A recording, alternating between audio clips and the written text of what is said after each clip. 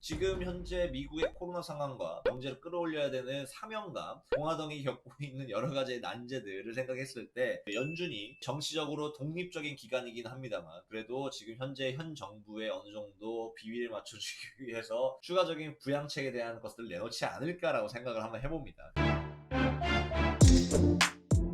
오늘 발표되는 FOMC에서는 시장 신화적인 얘기를 하겠죠. 추가적인 양적 완화에 대한 기대감을 불어넣는 아마 그런 시간이 될 것 같습니다. 그렇게 된다면 시장에 돈이 불어넣기 때문에 그만큼 위험 자산에 더 큰 돈이 몰리게 되는 것 같고요. 그랬을 때 가격이 한 차례 올라갈 수 있다는 점.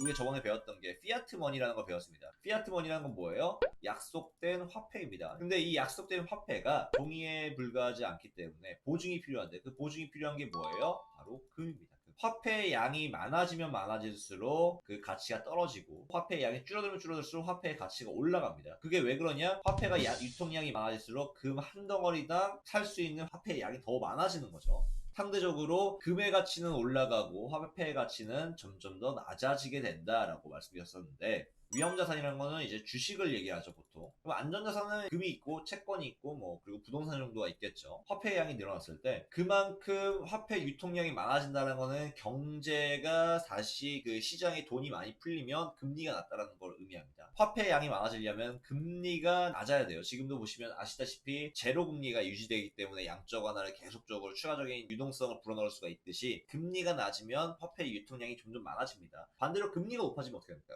화폐의 양은 줄어들게 됩니다. 그래서 금리가 낮은 상황에서 화폐 양이 늘어나게 되는데 내가 돈은 있는데 이걸 어딘가에 투자를 해야 되잖아요. 근데 이거를 은행에 투자를 합니까? 은행 예금 금리가 0%인데 우리가 왜 제로 금리 마이너스 금리라고 하냐면 제로 금리 때 100만 원의 예금을 했는데 예금 금리는 없고 1년마다 발생하는 예금 수수료와 다른 여타 어떤 것들을 따지고 보니까 1년에 돈을 받고 보니까 100만 원이 아니라 99만 원이 돼버리는 거예요. 오히려 손실이 난 거죠. 이래서 이거를 마이너스 금리라고 우리는 흔히 합니다. 그러니까 은행에다 돈 넣을 필요가 없어요. 금리가 낮은데 내가 돈은 많아요. 그럼 어디에 투자를 합니까? 당연히 주식에 투자를 하게 되죠. 그래서 화폐 유통량이 늘어났을 때 보통 주식의 위험 자산의 가치는 올라가게 되어 있습니다. 자, 그렇다면 양적 완화라는 게 뭘 의미하죠? 양적 완화라는 것은 피아트 머니를 많이 늘리는 거예요. 돈 막 찍어낸다는 거죠. 그랬을 때 위험 자산의 가치는 점점 더 올라갈 수밖에 없어요. 왜? 투자가 이쪽으로 몰리니까. 양적 완화가 진행이 되면 금리를 낮추고 화폐가 유통량이 늘어나고 위험 자산의 투자를 더욱더 많이 늘어나게 된다.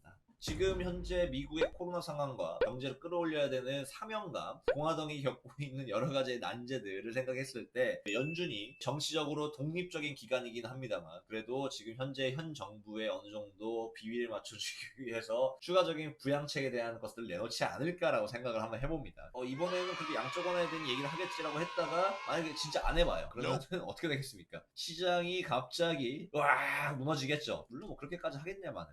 다시 한번 돌아가서. 근데 만약에 왕적 완화를 진행하지 않고 오히려 대감는 테이퍼링을 한다면 금리가 올라갈 수 있다는 걸 예고를 하는 거고 그에 따라서 화폐의 유통량이 낮아지죠. 낮아지면은 위험 자산에 투자할 돈이 없죠. 오히려 위험 자산의 가치가 내려가죠. 주가 가격이 내려가게 됩니다. 그런데 여기에 또 한 가지 영향받는 게 있습니다. 바로 금이죠. 금. 화폐의 유통량에 따라서 금의 가치가 정해진다라고 말씀드렸습니다. 왜 그러냐면은 우리는 화폐를 통해서 금과 교환이 가능하기 때문에 피아트 머니가 결국에 금의 가치에 따라서 또 변화하는 화폐의 가치라고 말씀드렸죠. 즉 화폐의 유통량이 줄어들게 된다면 금의 가치도 같이 줄어들게 됩니다. 왜냐면 금 한 덩어리를 살 수 있는 화폐의 가치가 낮아진다는 거예요. 즉 다시 생각하면 금리가 올라가면 금의 가치는 낮아지고요. 금리가 낮아지면 금의 가치는 올라갑니다. 반대 움직임입니다. 같은 금이지만 이쪽 금이 올라가면 이쪽 내려가고 이쪽이 내려가면 올라가고 이렇게 생각하시면 됩니다.